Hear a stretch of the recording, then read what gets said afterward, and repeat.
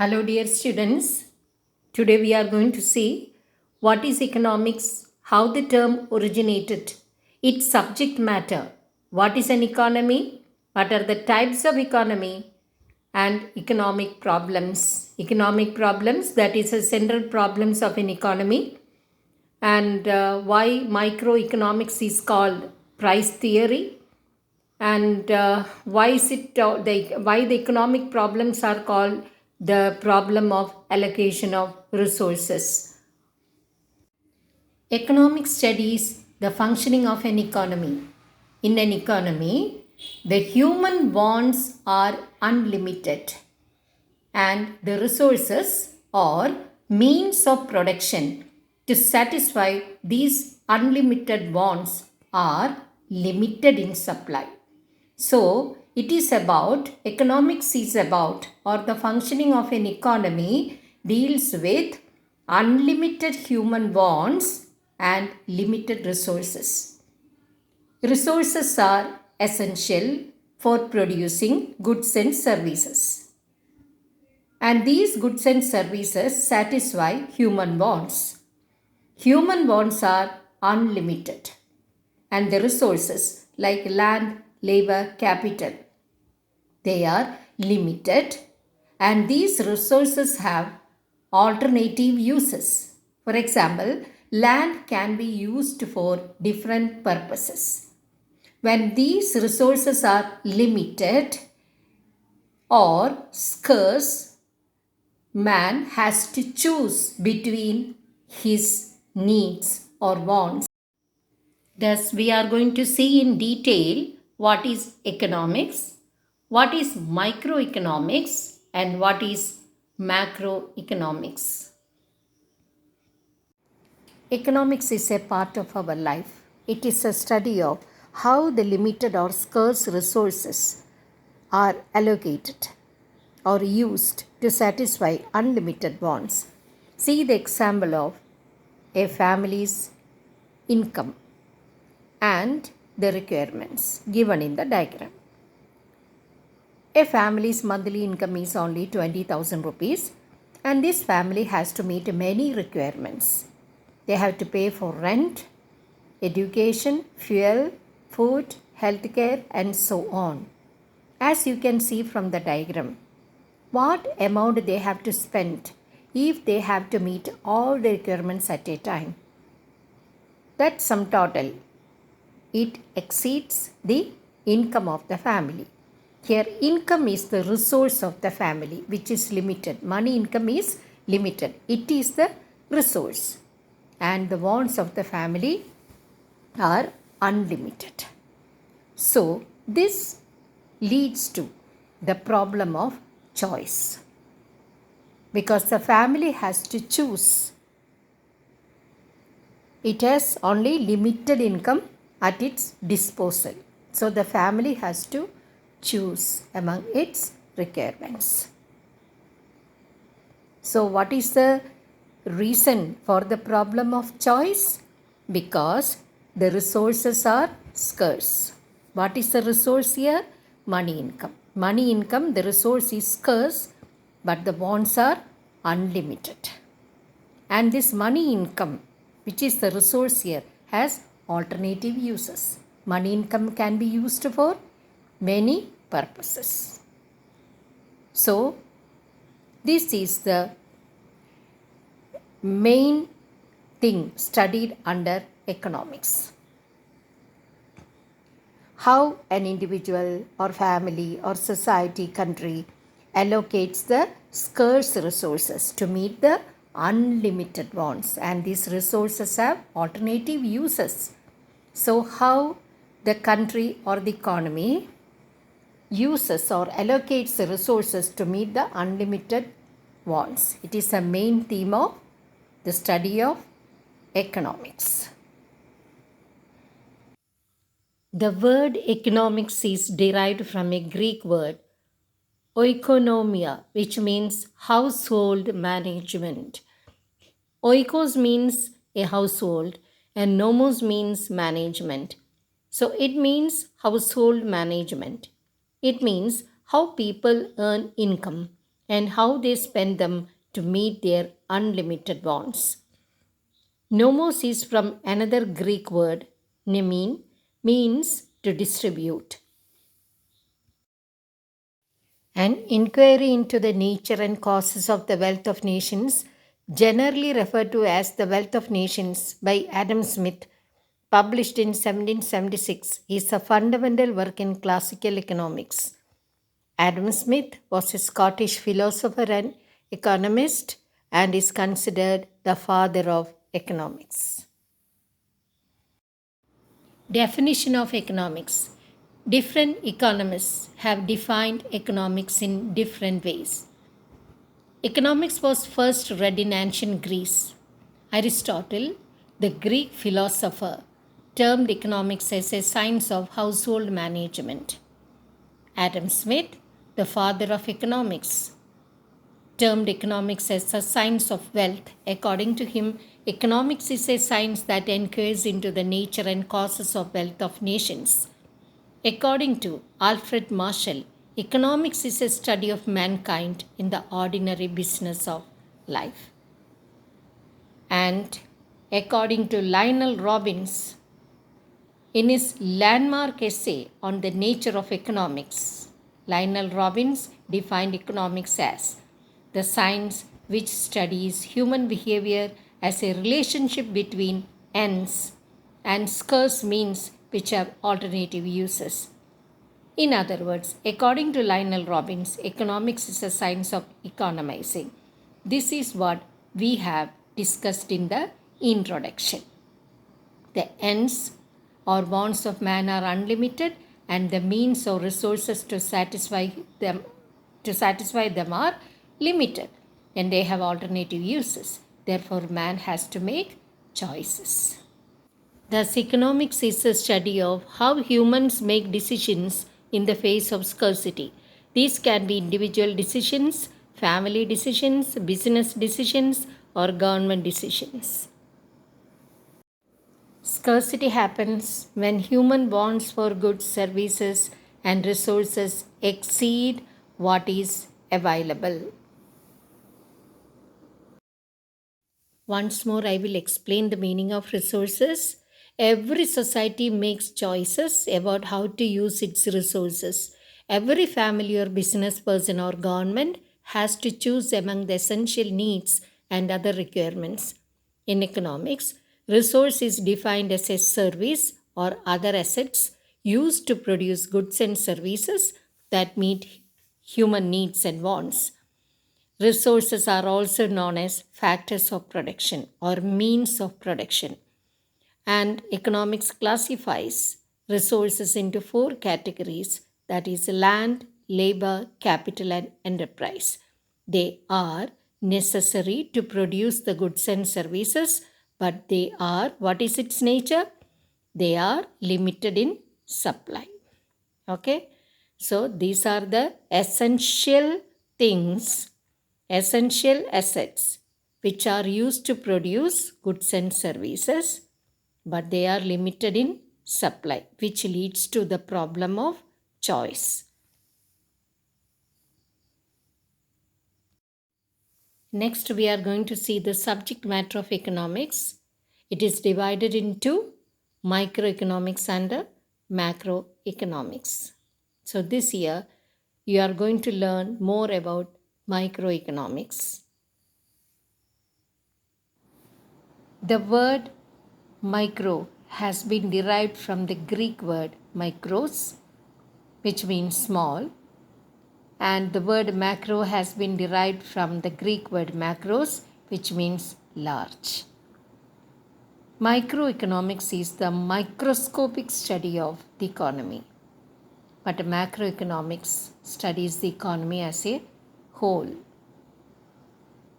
And microeconomics, as we have mentioned earlier, focuses on allocation of scarce resources among many alternative uses. But macroeconomics deals with determination of national income, that is aggregate income, aggregate employment, and aggregate output. It is concerned with the country's economy as a whole. It does not study individual units. And microeconomics, it is also called price theory. Macroeconomics is called the theory of income and employment. Regarding why microeconomics is called a price theory will be explained in detail in the coming chapters. It means it studies the relation between price and demand for a good, price and supply of a good, and also factor pricing. Which are the factors of production? Land, labor, capital, and enterprise. Land derives rent, labor gets wages, capital gets interest, and enterprise profit. So, factor pricing, price and demand of a good, price and supply of a good, all these are studied under microeconomics and it is called price theory. This point will be explained in detail in the coming chapters. Thus, what is microeconomics? It studies the behavior of individual economic units. For example, demand by a consumer, production of rice, etc. Macroeconomics studies the behavior of the economy as a whole. Example, aggregate demand and aggregate supply. Microeconomics studies the behavior of individuals and firms in making decisions regarding the allocation of scarce resources among alternative uses. It focuses on the study of individual markets, sectors, or industries. But macroeconomics focuses on the national economy as a whole, that is a sum total of economic activity dealing with aggregate income, aggregate employment, aggregate output, etc.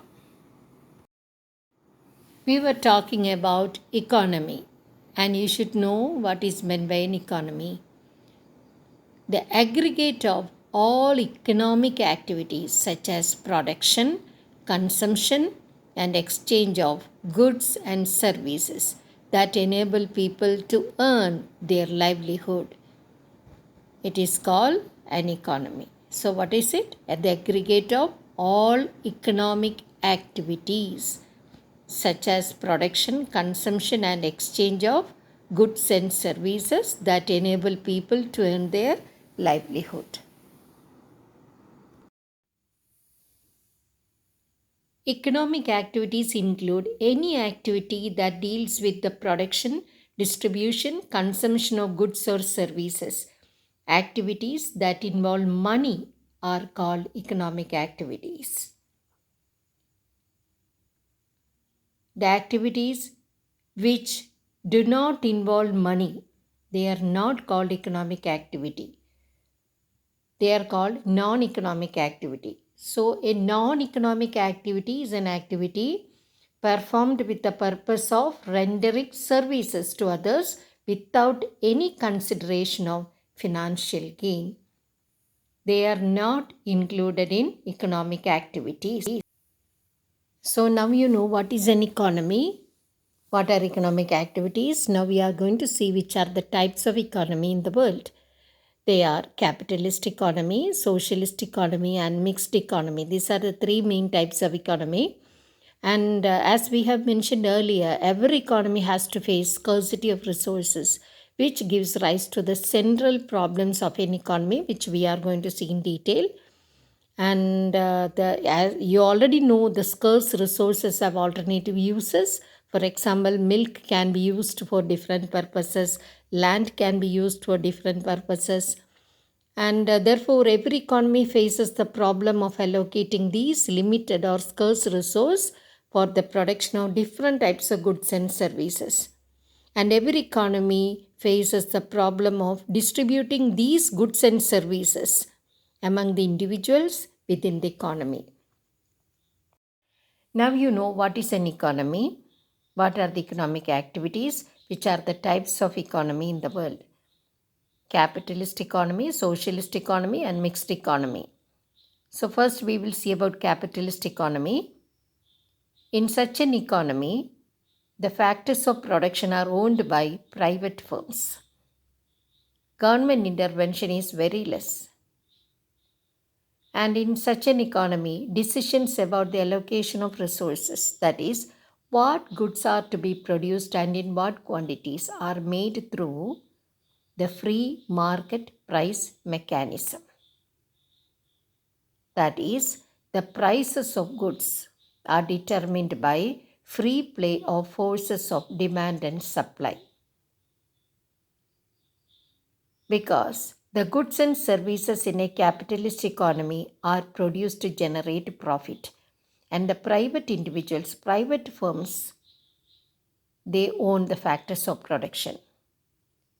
Thus, the relative prices of goods, which are determined by free play of forces of demand and supply, because the restrictions from the government is less in such an economy, which functions to generate profit. In such an economy, the capitalists or the private owners, they decide what goods are to be produced and in what quantity. The branch of economic theory which explains how the relative prices of goods are determined is called microeconomic theory or price theory. That is why microeconomics is also called price theory, because this concept is studied under microeconomics. How the price of a commodity is determined in microeconomic theory, you will study in the coming chapters. On the other hand, in a socialist economy like Russia, the factors of production are owned by the government or the state. And basically, in such an economy, the production occurs according to the needs of the society and at the command of the government. And the market, the factors of supply and demand will play no role here, because the ultimate aim of a socialist economy is to ensure the maximization of social welfare. It aims to have an equal distribution of wealth amongst all its citizens. And in such an economy, the Central Planning Committee, appointed by the government, decides what goods are to be produced in what quantity and how to produce and for whom to produce.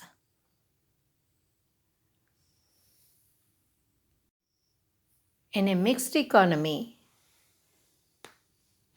it combines aspects of both capitalism and socialism. Thus, free markets coexist with government intervention. That is, private firms and government together makes the decisions. Private enterprises as well as public enterprises. Public enterprises are owned by government. They both own the factors of production or means of production. Which are means of production? Land, labor, capital and enterprise. While private sector seeks profit, government has the power to institute economic policies to control the economic activities. Thus, both the private sector and public sector own the factors of production in a mixed economy. The example for mixed economy is India. Now you know which are the types of economy, and we were mentioning earlier from the very beginning of this chapter that every economy faces economic problem. You know now what is economic problem. Again, economic problem is a problem that deals with making the choices in such a way that it gives maximum satisfaction of unlimited wants out of limited resources that have alternative uses. This is what we were mentioning from the very beginning of this chapter. So every economy, now you know different types of economies, and every economy faces that problem. What is the problem? The problem of choice. Why problem of choice arises? Because of unlimited wants and limited resources. So what is economic problem? It is a problem that deals with making the choices in such a way. Which way?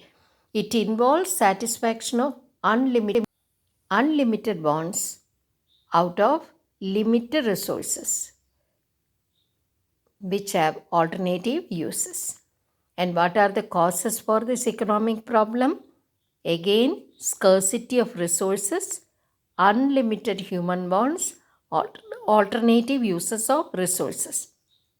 For example, land can be used for various purposes. These economic problems are called central problems of an economy or problem of allocation of resources, which are the main central problems: what to produce, how to produce, and for whom to produce. Why these problems arise? Because of scarcity of resource, and the resources have alternative uses, but the human wants, they are unlimited. Resources to satisfy these wants are scarce, limited. That is why the problems arise. Which are the problems? What to produce, how to produce, and for whom to produce. The four functions of an economic system is what goods are to be produced, in what quantity, that is how much to produce, and how to produce, that is what technique, whether capital intensive or labor intensive technique to be used, and for whom to produce, that is the problem of distribution. Because the goods produced in an economy can be purchased only by those who have purchasing power. So, what to produce relates to the choice of goods for production, which is decided by the market condition of demand and supply. The demand for a good, the supply of a good determine the price of the commodity. How to produce is the problem, as I have mentioned just now. It is a problem of technique of production. If labor intensive technique is used, more labor will be used and less capital. If capital intensive technique is used, more capital will be involved and less labor. So, which method is suitable is decided in different economies, as we have seen just now. Capitalist economy, it is decided by private firms. Socialist economy, it is decided by government, and in mixed economy by both the private firms and the government. Now we are going to see in detail the problem of allocation of resources.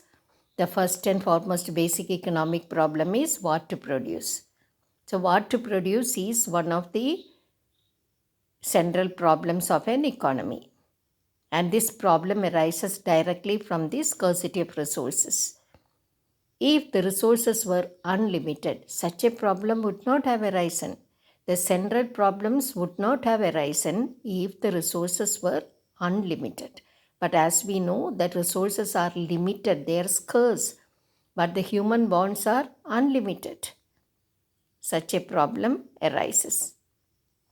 So, an economy must choose among various goods and services due to the scarcity of resources, and resources have alternative uses.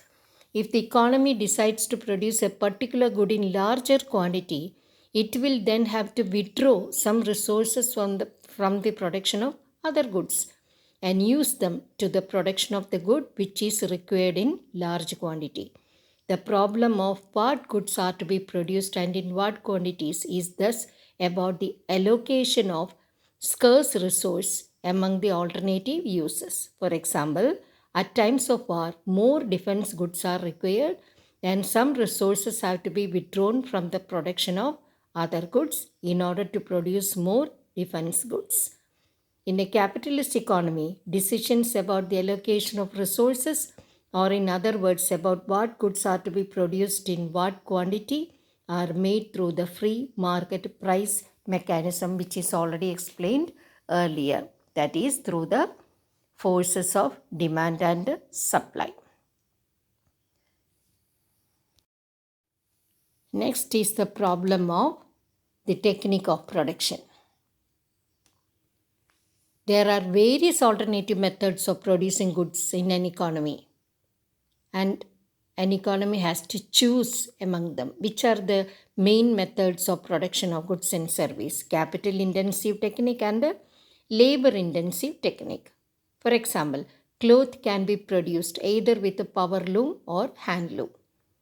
Power loom requires more capital and less labor, but hand looms require more labor and less capital.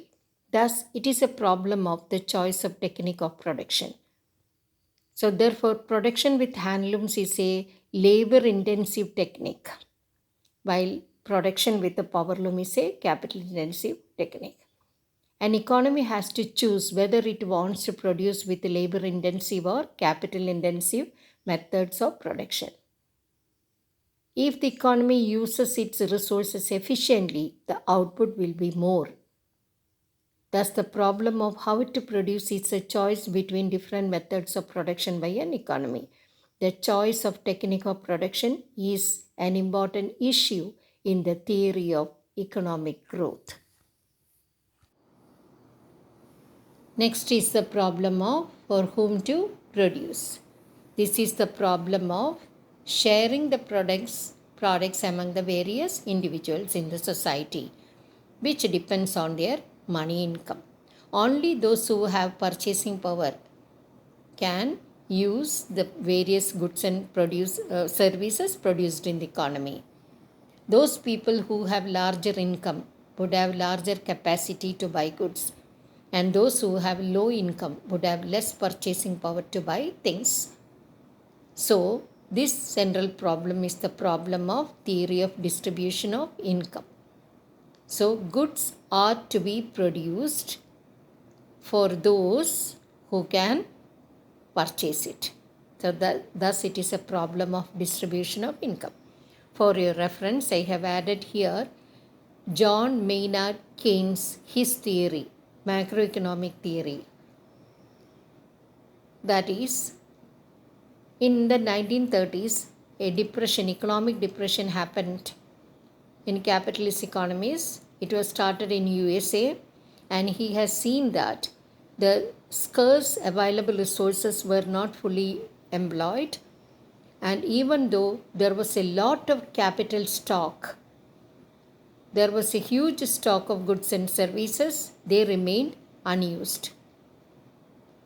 Because he says that it was because of fall in the total demand of the economy. Aggregate demand for goods and services, it was less. And his theory of deficiency of effective demand causing depression and resulting in involuntary unemployment of labor and underutilization of resources